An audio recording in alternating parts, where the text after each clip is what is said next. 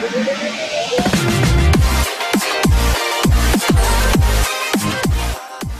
evening everyone, and thank you for joining us on Mahindra Logistics FY 2018 earnings conference call. We have with us Mr. Pirojsha Sarkari, Phil, CEO, and Mr. Nikhil Nayak, CFO of the company. We will begin the call with opening remarks from the management, following which we will have the forum open for a question and answer session. Before we start, I would like to point out that some statements made in today's call may be forward-looking in nature, and a disclaimer to this effect has been included in the earnings presentation shared with you earlier. I would now like to invite Phil to make his opening remarks. Thank you, Anu. Good evening, everyone, and thank you for joining us to discuss the results for the quarter and year ended 31st March 2018. I would like to begin by briefly sharing my views on the sector, following which I will take you through the operational and financial highlights. As I have been saying in the recent past, FY18 has been a year of revolution for the logistics industry. Overall, we are happy to see that the government is putting tremendous emphasis on the sector, which I believe will reduce logistics costs. Major initiatives are as under. GST is a game changer for India's economy and the logistics sector. Despite initial implementation challenges, this policy change will have a large impact on the supply chain. We have started seeing some signs of change as customers are engaging on post-GST supply chain design. Furthermore, we expect infrastructure status, appointment of the logistics secretary, and mega projects like Bharatmala, Sagarmala, multimodal logistics parks, etc. to give impetus to the sector. There have been procedural changes. The implementation of e-way bill and the initiative to set up a national logistics portal by the Department of Commerce is also a welcome proposal. All these initiatives together would help in the objective of reducing the cost of logistics and improving India's rank in Logistics Performance Index, that is LPI. Logistics continues to be a largely unorganized sector. Share of 3PL in the overall industry is 5%, but is expected to grow. Given the large size of the industry, it attracts different players. There are large MNC companies, local players, as well as new technology players. For the leading players like us, the challenge is to educate customers on the benefits of outsourcing and focusing on total cost instead of just cost of logistics. Moving on to the operational and financial discussion, I am pleased to report that we have delivered strong all-round performance for the financial year 2018. The company has achieved a major milestone in its journey as we surpassed $500 million in revenues. Our revenues grew 28.1% on a year-on-year basis to rupees 3,416 crores. This was largely driven by expanding existing client relationships. We also had healthy client wins during the period under review and are in the process of enhancing our services with them. Revenue from non-Mahindra supply chain segment grew by 32% to rupees 1,258 crores, which is well above the overall industry growth rate. Revenues from Mahindra Group supply chain business grew by 28.1% to rupees 1,818 crores, as all divisions of M&M registered healthy growth. Given this performance, the proportion of revenues from M&M stood steady at 54.6% compared to 54% last year. In our non-M&M supply chain business, the revenue from warehousing and other value-added services have grown by 32% over the same period last year. In our PTS business, we grew from 295 crores to rupees 340 crores, registering a 15.4% growth. Our overall gross margins improved by 9 basis points to 8%. Within the business segments, the gross margin in our supply chain business has improved to 7.9% from 7.7%.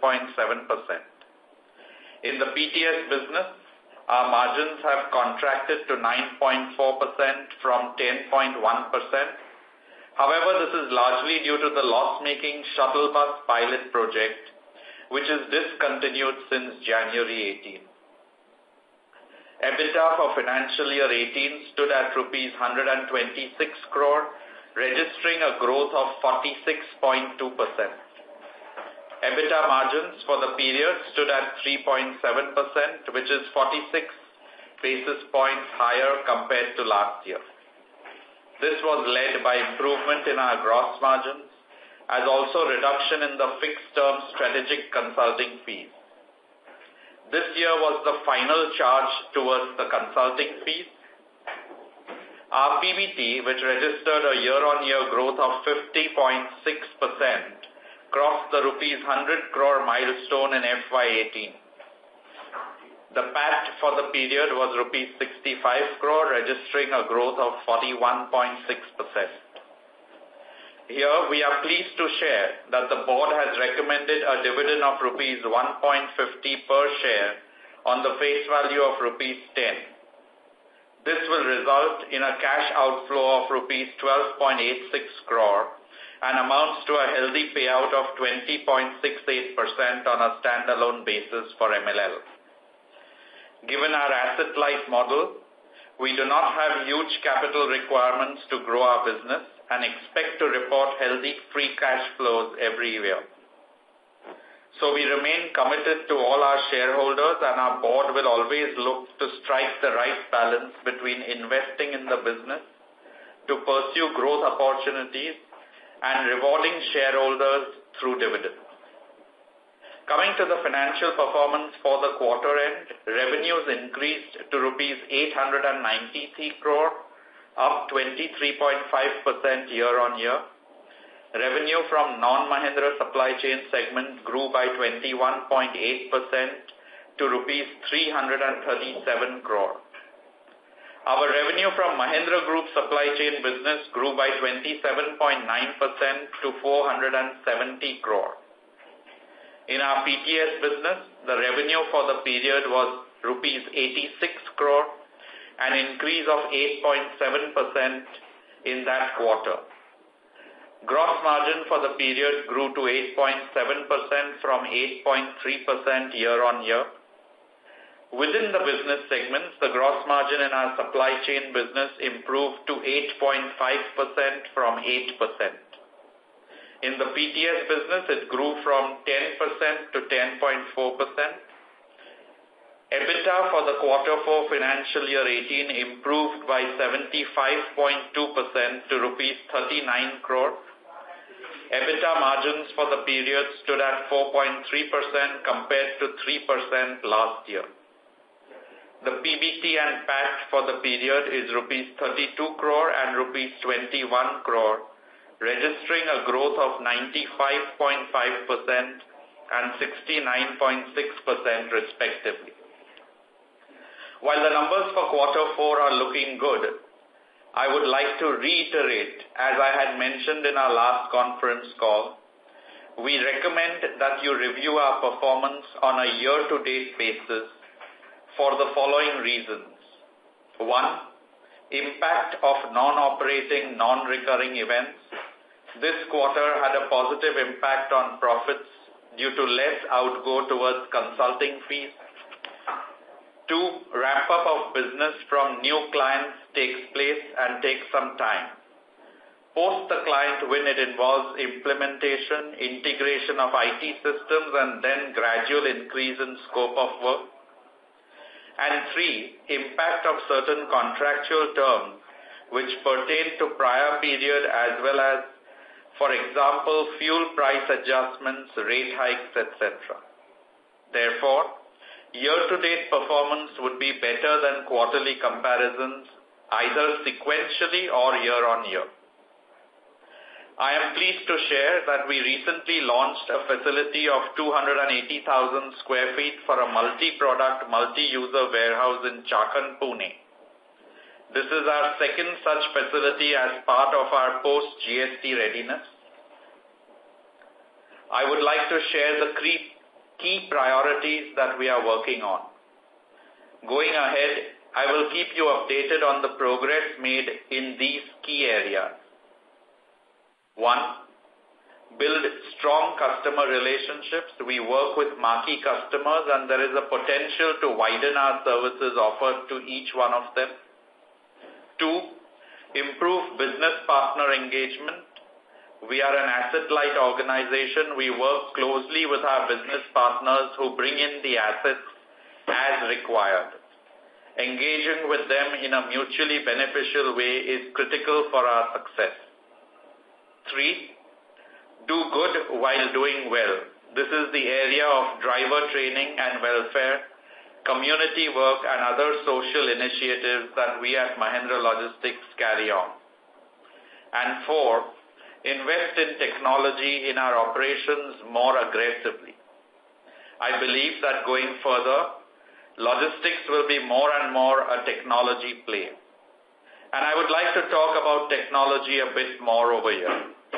In all our operations, whether M&M SCM, non-M&M SCM or PTS business, we are taking steps to ingrain technology in our customers' journey to make the interaction simpler. In our M&M supply chain business, we are the first Indian 3PL to have leveraged the Oracle Transport Management System on the cloud, that is SaaS basis. In our non-M&M supply chain business, we are building an ecosystem-driven platform on the cloud for transport planning and execution. This will help us cater to our diverse customers across sectors. This is being handled by a tech company with whom we work closely. And lastly, in our PTS business, we are working with startups to develop a cloud-based platform for handling end-to-end transport desk outsourcing operations. To conclude, logistics sector is undergoing transformation. Given our leadership position in the 3PL space within the logistics industry, I believe we are well positioned to capitalize on the growth opportunity. On that note, I come to the end of my opening remarks and would like to now ask the moderator to open the line for Q&A. Thank you very much. Thank you, sir. Ladies and gentlemen, we will now begin with the question and answer session. Anyone who wishes to ask a question may press star and 1 on their touchtone telephone.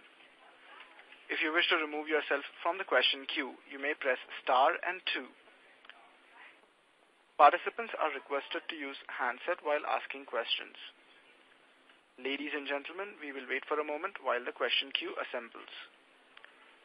To ask a question, please press star and 1.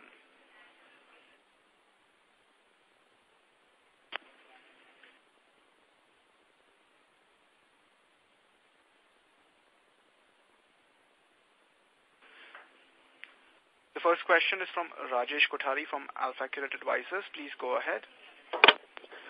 Good afternoon, sir. Sir, is it possible for you to give some more color on how the overall industry is changing post GST? Number 1. Number 2 is in terms of the major competitors, if you can name the few large competitors and what is our USP compared to them. And number 3, how you plan to further improve your market share. And last but not least, whether there is a pricing power in the industry considering the rising fuel cost. Wow. Rajesh, if you ask me so many questions together, I tend to forget. So let's go one by one. The GST question, so we definitely at Mahindra Logistics are seeing that most of the consumer-facing companies are looking at redesigning their networks post-GST. We are already getting both current customers as well as new customers coming up to us, either with already a strategy in place and asking us to execute upon that strategy, or coming to us and saying, let's redesign together. And a lot of these companies in the fourth quarter have kind of now decided to go ahead with consolidation. So companies are looking at consolidating the small warehouses and from a number of 26, 28, bringing them down to something like 10, 12. And this 10, 12 is a very cautious step that they are taking, because ultimately I believe they should come down to approximately 6 or 7. But they want to do this in 2 steps, and we appreciate where they are coming from. Having said that, they are already looking at distribution to more than 1 state, sometimes even 3 states from 1 warehouse. And therefore, I would say that what we had anticipated is already now on the ground. Your second question regarding competitors, as I have always maintained, there are 3 sets of competitors that we face in the industry. One is the international players. In the international arena, we today, specifically in contract logistics, only see DHL in a very big way that has established itself in India. While there are other international players, they are still concentrating either on express logistics or freight forwarding. But I'm sure with GST coming down, we may see some more of those coming into contract logistics. The second set of competitors are the Indian organized players. So, as I have mentioned before, in the automotive side, we see TCI, which is a competitor. We see on the retail side, Future Supply Chain, which is a competitor. And then we see some local regional players also who are strong in certain regions, like in Western India, we see KD Logistics there. And the third category is the startups that have come, which are technology driven, but these are mainly concentrating on the e-commerce logistics. We haven't yet seen them in a bigger way in the rest of the industry verticals. So that's where the competitors are. Our competitive edge, of course, is, as I have always maintained, being asset light. We definitely are a solution-driven company which provides flexibility and scalability to our customers. We are very clearly distinguishing ourselves through investment in technology. We believe that the customer now demands visibility and predictability to what he has been ordering, and therefore we need to provide him that visibility and predictability, and for that technology can only do that job. So that is the distinguishing factor that we have against competition. Coming to the question of market share, the market is so big that there is no question right now of even looking at market share. It is more about how quickly we can enhance our top line and bottom line, and that's what we need to concentrate on, because if you look at the market at large, it is a 6 trillion rupee market, and to measure market share at this stage where the market is so unorganized is difficult. So we rather look at how fast we can grow the organization. And the last one, which is the pricing power, specifically with fuel being so volatile. I have said this before also, that our contracts with our customers on transportation have a fuel pass-through clause, which means that whenever fuel goes up, the rate goes up with a certain formula, and whenever fuel prices go down. So there is no gain or loss for Mahindra Logistics either ways when fuel goes up or fuel goes down. So I hope I have answered all your questions. Yeah, just on fuel thing, is it with a lag impact, and with what fluctuation it is passed through? Is it plus minus 5%, something like that? So it is different with different customers. Some customers look at a percentage increase or decrease. Some customers look at an absolute amount increase or decrease. And with some customers, it is a negotiation. So all three are there. And of course, it may sometimes have a lag effect also, but ultimately it passes through. Okay, great. Thank you, sir. Thank you very much for your answers. Thank you. Thank you. Next question is from the line of Ajinkya Bhatt from Kotak Securities. Please go ahead. Hi, sir. Congratulations on a good set of results. My first question is, the first one is just a data point. Could you give us the fixed-term strategy consultant fees for this quarter? For this quarter, it is at 2 crore 33 lakhs. 2 crore 33 lakhs. And, sir, the second question is that while in FY18 you might have landed new accounts, have they contributed materially to the growth, or should we consider that most of the growth in FY18 has come largely from deeper penetration and wallet share of the existing clients? And do you have an outlook for FY19 on this front, how the new relationships could ramp up, if any percentage of revenues that you expect from the new relationships or any targets internally? Sure. So our growth in FY18 has come 70% from the existing customers and 30% from the new customers. Having said that, I must tell you that it was difficult for customers to give new contracts during the GST period, which was mainly the second and part of the third quarter, and we are seeing the new customers coming in the fourth quarter. And therefore, the full impact of the new customers, the revenue accruing to us will come in more in the coming year.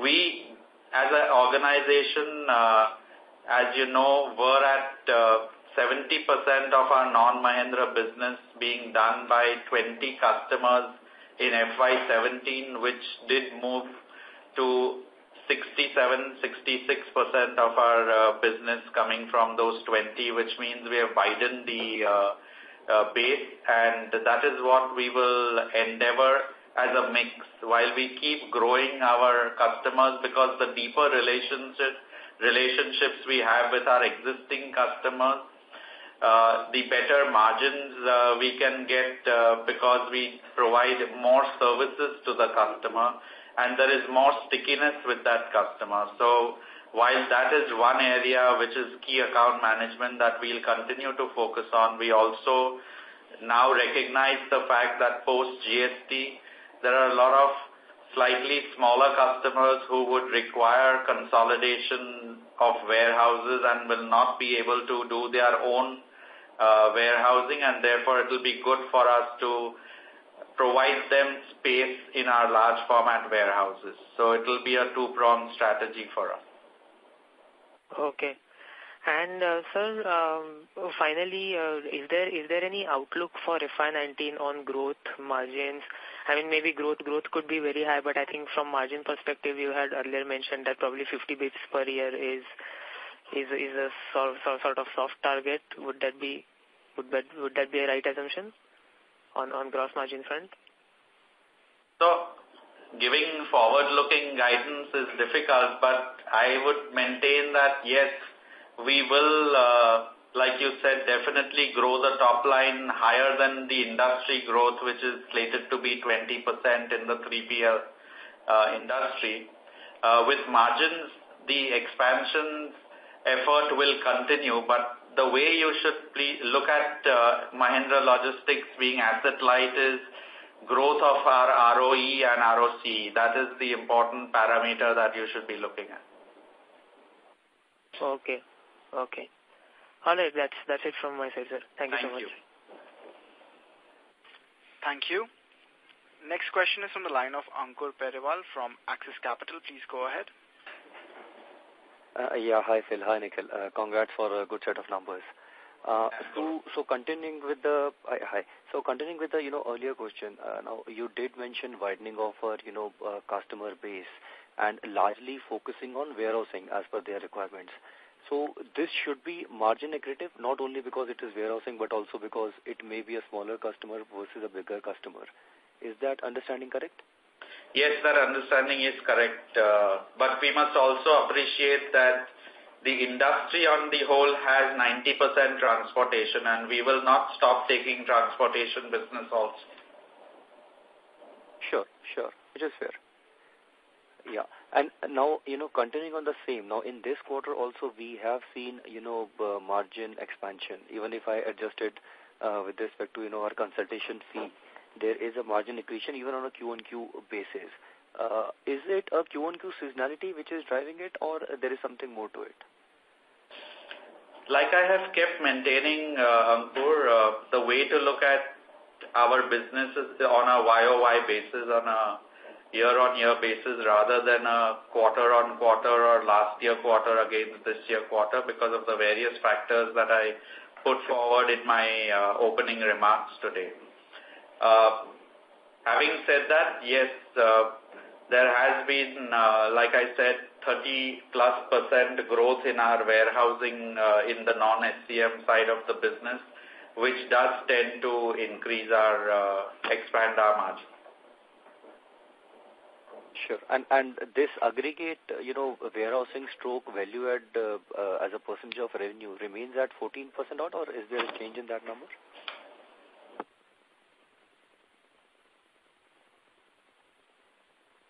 So, Ankur, it has remained around same level at 86-14, what it was last year. Sure. And Phil, lastly, you did mention in your opening remarks on the tech-related investments in which, where we will be focusing upon. Is there anything, immediately on the radar? Because we have been there in terms of, the Miles or the Oracle software which you mentioned. We have been doing that. Are we looking to upgrade the systems further, or is it more a gradual investment over the, future course? No, so both, Ankur. So just to let you know, the Oracle migration also has happened in the past three odd months, where we have moved from a standalone to a SaaS platform of Oracle, and that's the first implementation that Oracle has done in India onto their SaaS platform for Mahindra Logistics. So we have upgraded ourselves over there because it becomes easier when you are a multi-locational organization to be on a SaaS platform. Secondly, while Oracle, as you know, is being used for our Mahindra side of the business, because to implement Oracle, it requires a large transport spend. For our non-Mahindra side of the business, we continuously have been investing in a platform which we are developing such that we can provide solutions to every different customer that we bring on board.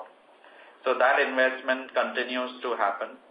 And in our people transport business also, it is very important that we make some large investment in the technology side, where security of the employees is upmost for that particular business. And again, the employees look at visibility. They do not want to any longer depend on variability. So the technology is the only way that we can provide them predictability to their transportation also. Okay. Yeah, fair enough. That's it from my side. Thanks a lot.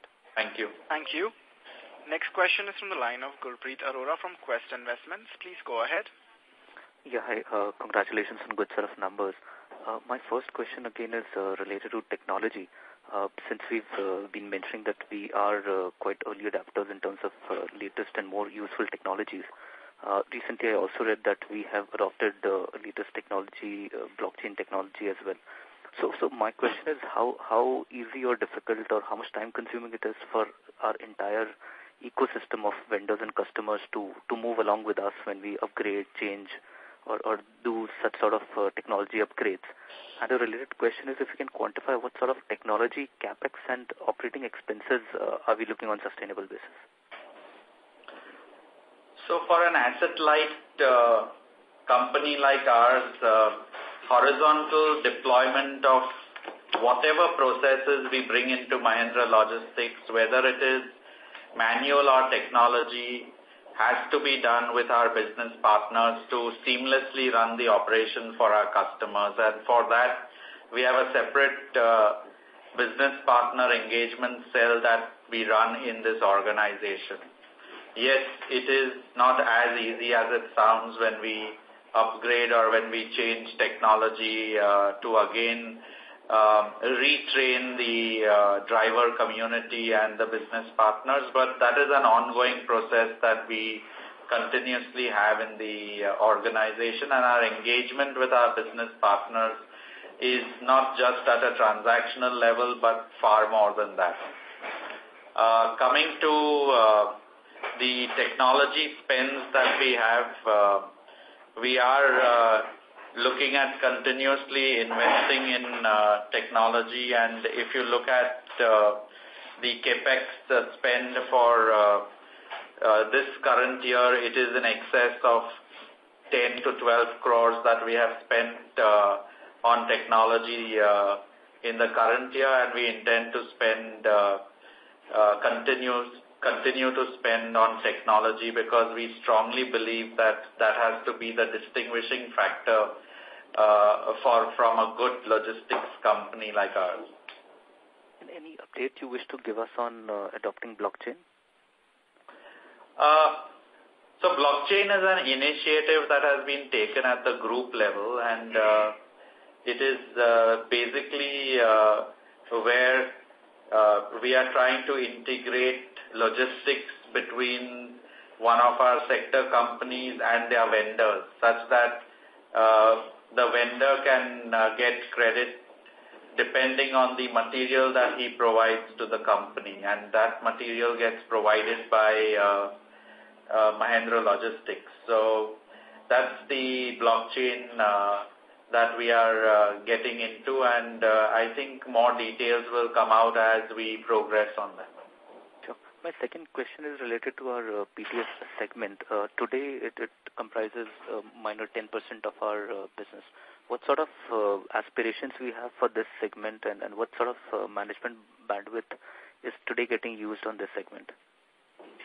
So, while it is 10% of our business, one must understand that the gross margins that we get from this business are equal, if not more, than from our supply chain business, number one. Number two is, it's a separate vertical. We have a vertical head who is a vice president in the organization, and they have their own sales and operations team. Of course, at the functional levels, there is definitely bandwidth that goes there, but the focus is very clear from the vertical itself on growing this business. We definitely, like I said, in the last 1 year have recognized the fact that we need to invest in technology and people in that vertical, which we are doing continuously, and we will see better numbers moving forward. So this segment has been growing at a slightly lower rate than our headline top line or the SCM business, 15 to 18% range. Is this the range we are looking to continue with? Yes, we would look at continuing the growth at around that range. Okay. And my last question is on working capital. If I look at the absolute working capital amount is for last 2 years specifically is growing in tandem with our top line growth at around 28 to 29%. So what sort of outlook would you suggest for that? So working capital has come down during this quarter. If we compare December, where we had quite an amount blocked in the working capital, the net working capital days as at the December end was at 28 days, which has come down to 20 days when we closed the year at March end. And this was primarily on account of better management of the working capital. And we continue to, monitor that, and as the year go by, we'll try and improve the working capital.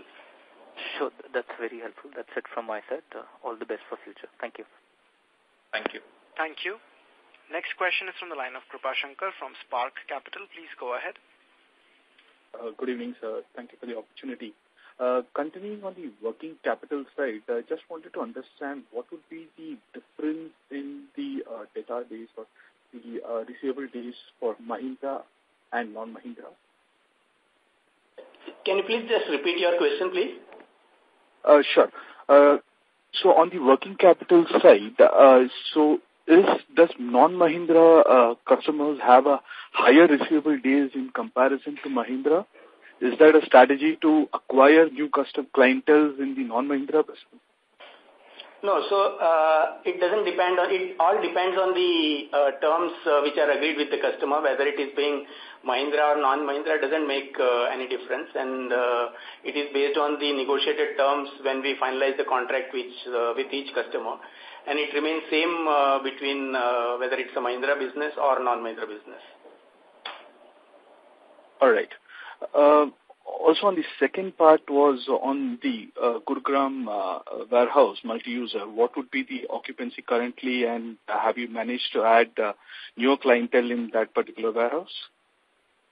So I was waiting for somebody to ask me that question. I'm pleased to announce that we've got 85% occupancy in our Gurugram warehouse now, and we look forward to fill that up completely in this quarter itself. So predominantly our newer clientele has come in the Gurugram facility, which is...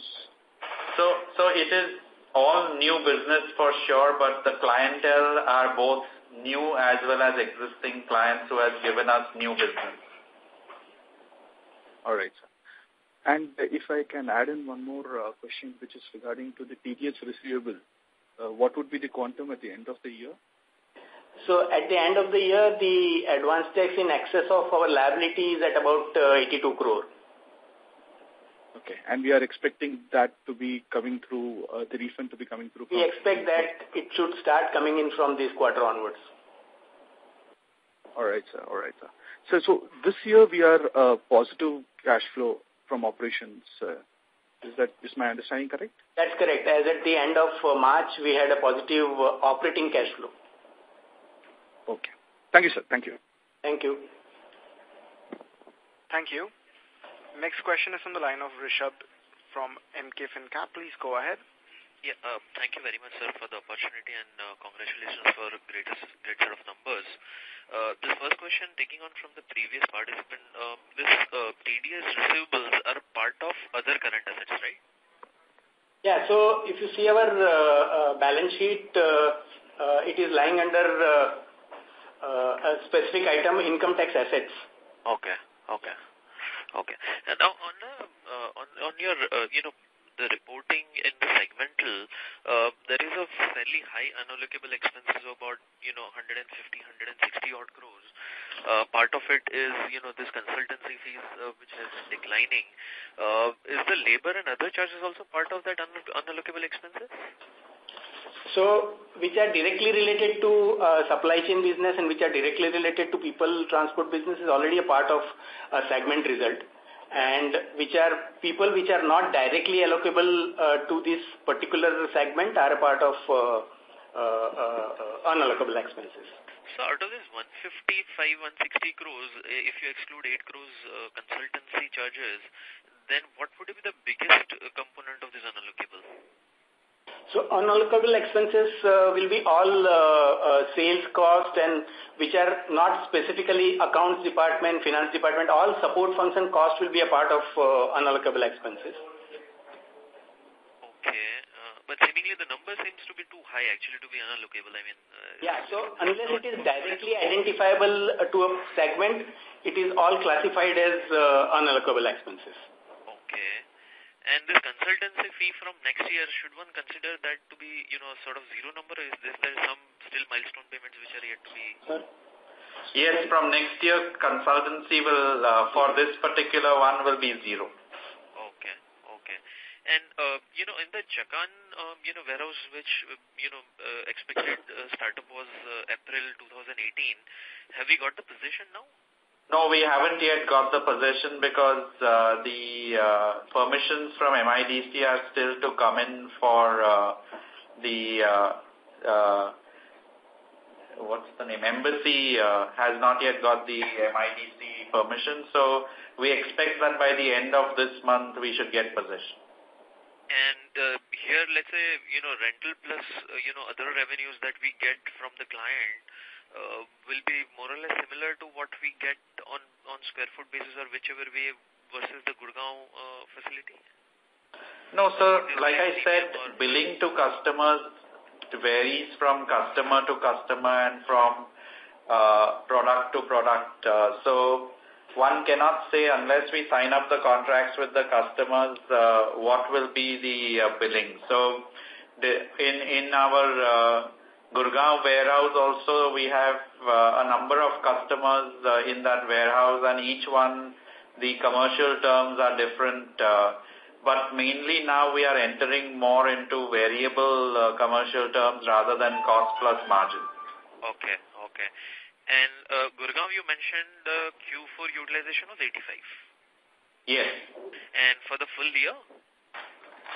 So it's only Q4. If you remember in my previous quarters, we had very low utilization for the Gurgaon facility. Okay. And just one last question. In case of supply chain management, the value-add services will obviously add to your margins.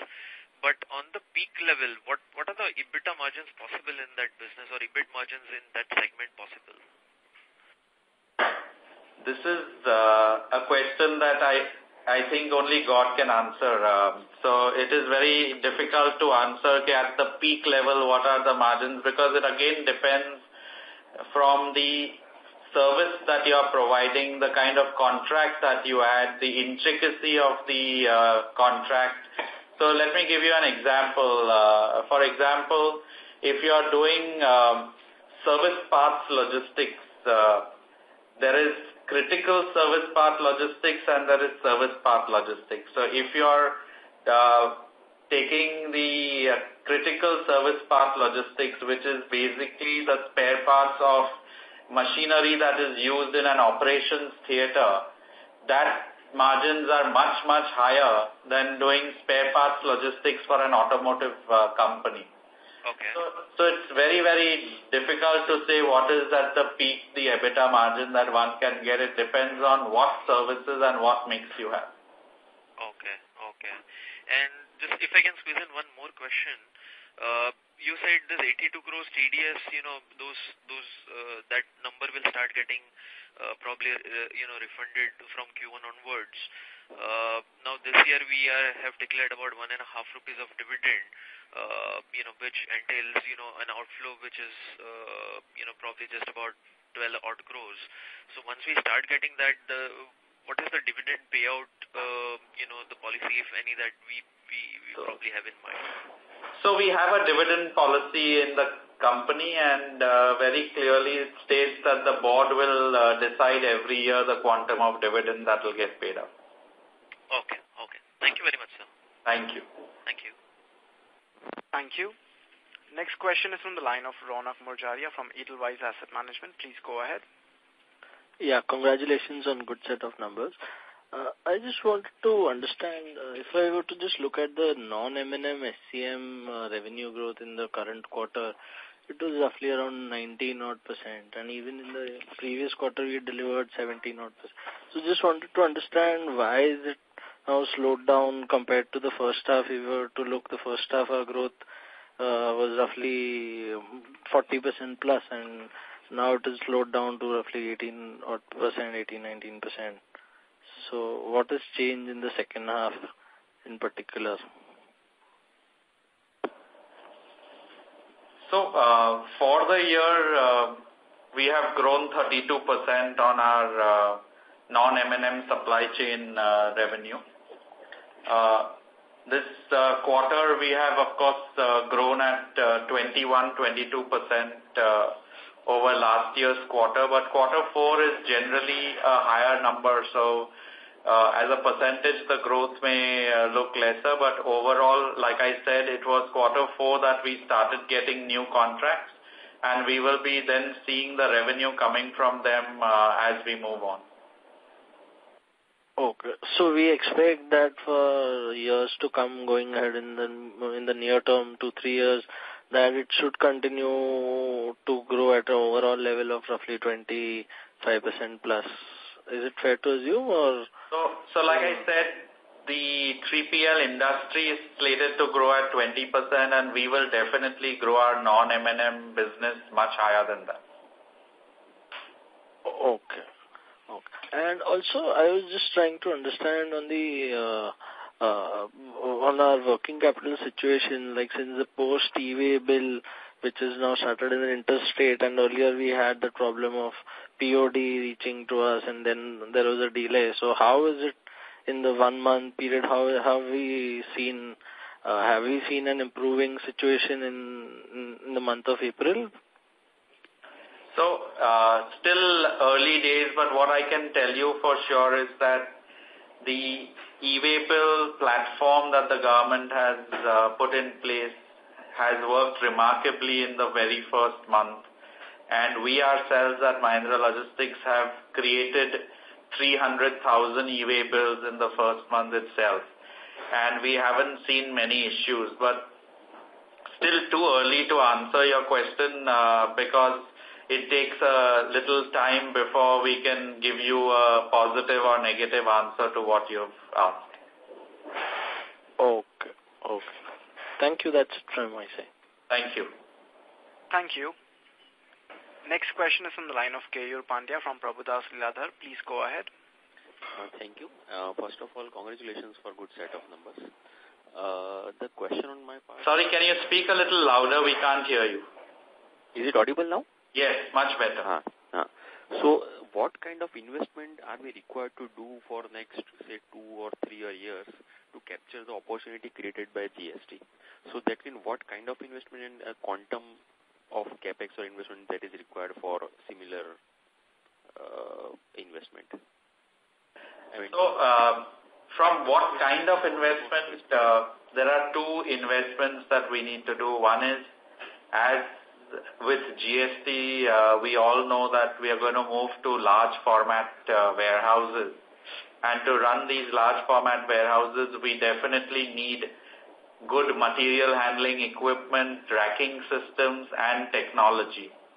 And these are the 3 areas that we will need to invest in to make sure that we can run these large format warehouses efficiently, as well as provide visibility to the end customer who places the order on the manufacturer. So investment in material handling equipment and technology will be the 2 areas of investment that we are looking at for the next couple of years. And that would cost us... Sorry, again we can't hear you. Pandya, we are not able to hear you. If you can quantify such investment, what could be that amount or range? So the range normally, as we have seen in the past, it ranges between 20-25 crore. But as Phil was explaining, it will depend on, what type of contract we get and from the customer where the investments are, depending on the size of the warehouse, type of warehouse that we get, the type of contracting that we will do from the customer, etc. But the range, as in the past, would be about 20-25 crore. Per annum? Or depends? Yeah, per annum. Okay. Second question is, for example, the warehouse that we have just launched, that is in Chakan. So, what kind of model do you do that? So is it considered as capex or opex, or what kind of investment you do in such kind of warehouses? So, as far as the warehouse is concerned, per se, it is totally opex because we lease the warehouse on a long-term lease from Embassy, who have built the warehouses. Okay.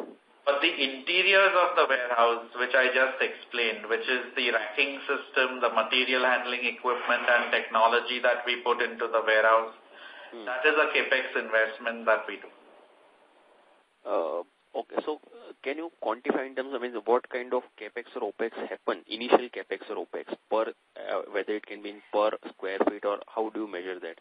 For example, this 2.8 lakh square feet facility, what would be the capex that you would have done? So, for this particular one, like I said, we haven't yet got possession, but what I can only tell you is that it again depends on what kind of customers we get for this warehouse.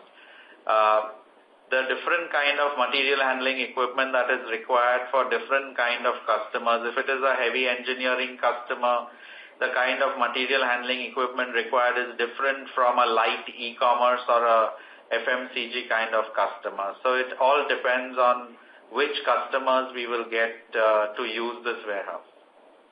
Okay. And on OPEX or on the lease front, so it should be on certain base, some amount on per square feet basis, or so generally what is that range?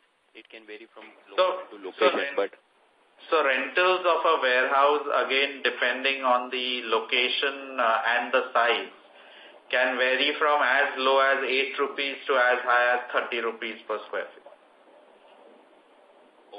Okay.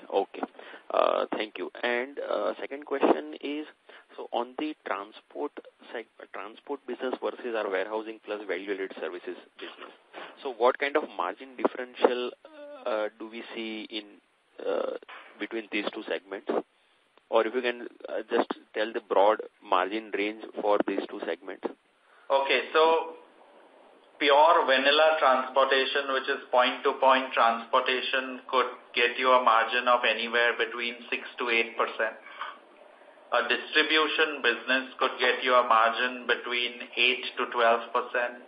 And warehousing could get you margins ranging from 10 to 20%. Perfect. Okay. This was from my side. Okay. The last question is just more of bookkeeping. So, Mr. Pandya, we are again not able to hear you. Sorry. So, the effective tax rate, which seems higher this year versus last year. So, what would the steady state tax rate and any reason for this variation? So tax rate for the current year has gone up primarily because there are certain expenses which on a conservative side we are treating that as a non-tax deductible, and because of that we are making a higher tax provision for the same. Otherwise it will come back to the normal tax rate of 34.5%. Perfect. Okay. Thank you. That's all from my side. All the best. Thank you. Ladies and gentlemen, in order to ensure that the management is able to address queries from all the participants, you are requested to restrict your questions to 2 per participant. Time permitting, you may return to the queue for your follow-up. Next question is from the line of Abhishek Ghosh from Motilal Oswal Securities. Please go ahead. Thanks for the opportunity, sir. Just wanted to understand one thing. Your transportation to warehouse revenue in terms of percentage is closer to 78 is to 22. In light of this Chakan warehouse that we have taken, do you see that improving in favor of warehouse going forward? So again, with every large warehouse, we also get large distribution business. And that is a choice that we have. Either we say, no, we will not take the distribution, we will only do warehousing. But that's not the line that we at Mahindra Logistics want to take. We really believe that we are still a very small fish in a very large ocean, and we need to grow our top line equally fast. Sure. So it is not that one large warehouse will really change the percentage between warehousing and transportation. Okay, but I'm saying even so, this 78 can it go down to something like 75 for transportation, or is going to remain is going to be stable around these levels? Well, like I said, our endeavor, of course, is to keep increasing our warehousing and value-added services revenue. We believe that parts of transportation which are critical, just-in-time transportation also is good to have. It's only the vanilla transportation which is point-to-point that really is at a low margin. So our endeavor always is to get either distribution, warehousing, or value-added services, but saying no to an existing customer for an additional service is something that we will not do. Okay, that's helpful. And so just one second question is, our exit margins are far higher than what we have done for the average for the year.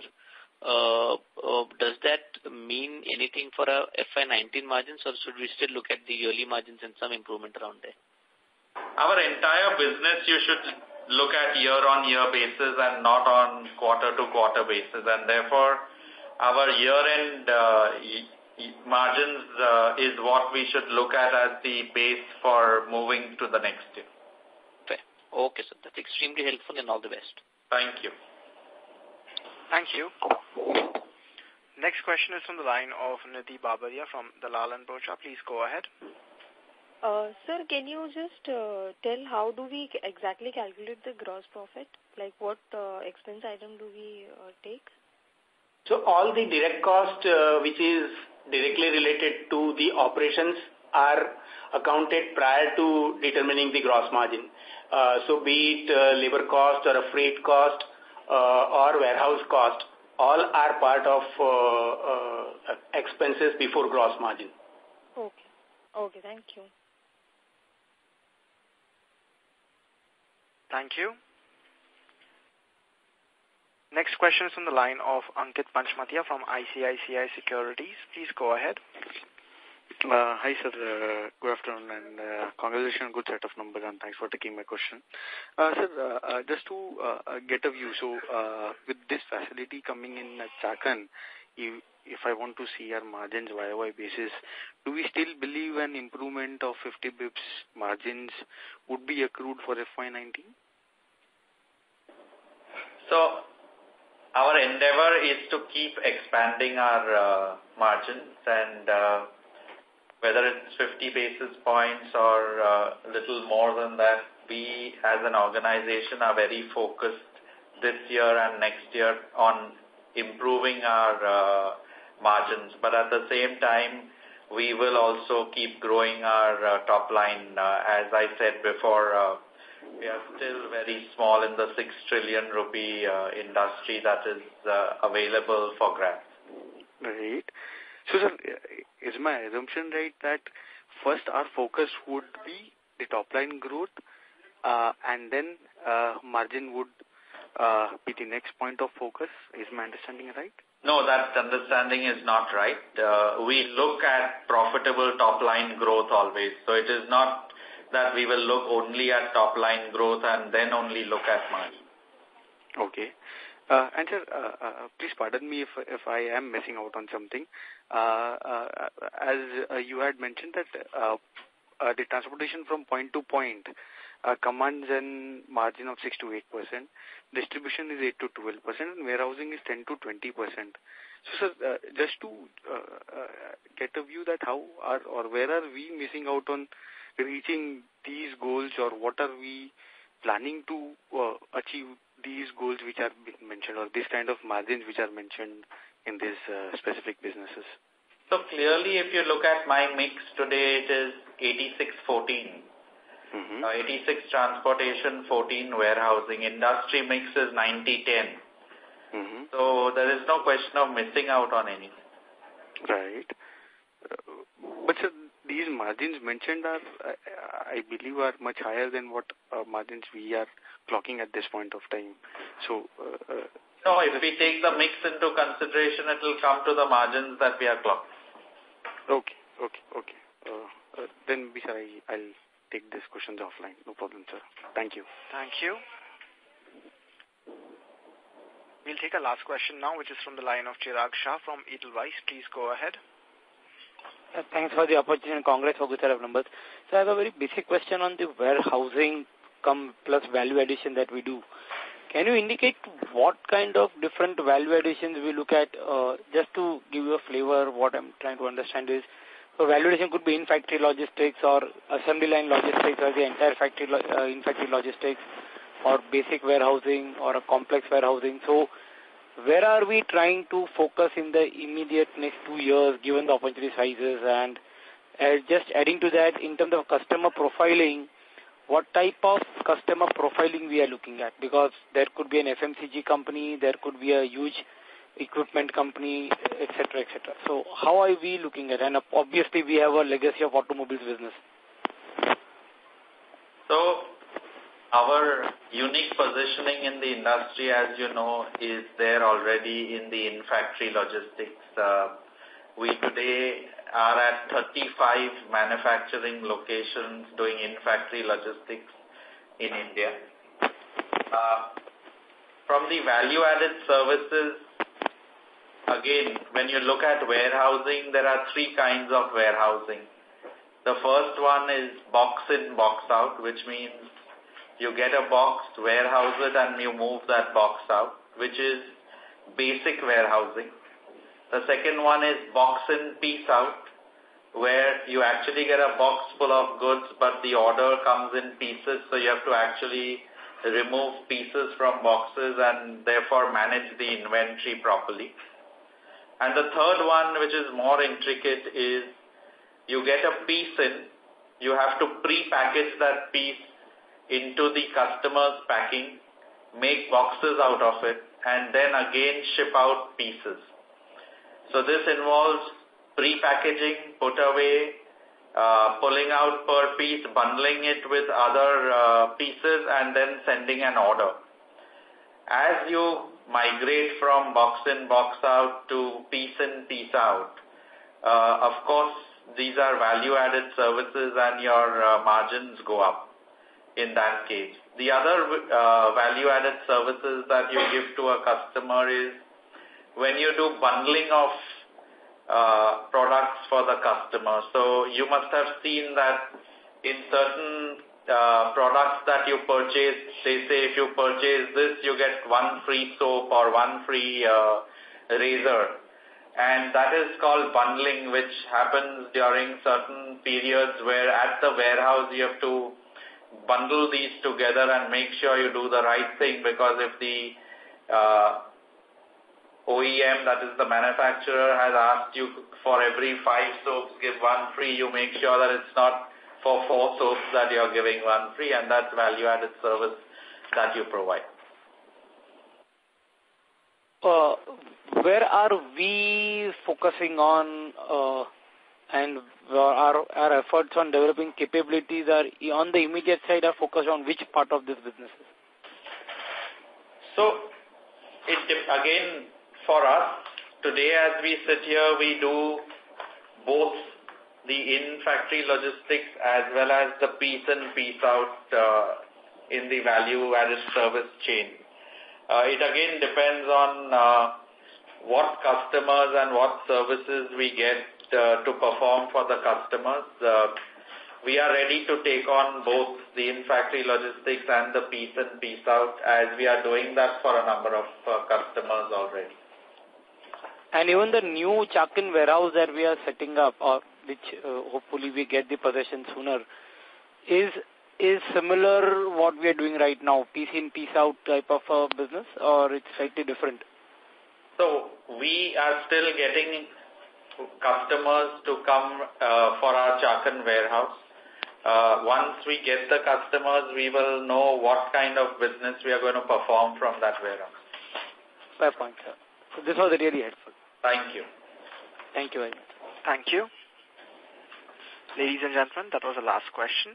I now hand the conference over to the management for closing comments. Over to you. So thank you, everyone. I hope we have been able to answer all your questions satisfactorily. However, should you need any further clarification or would like to know more about the company, please feel free to contact our team or CDR India. Thank you once again for taking the time to join us on the call, and see you all next quarter.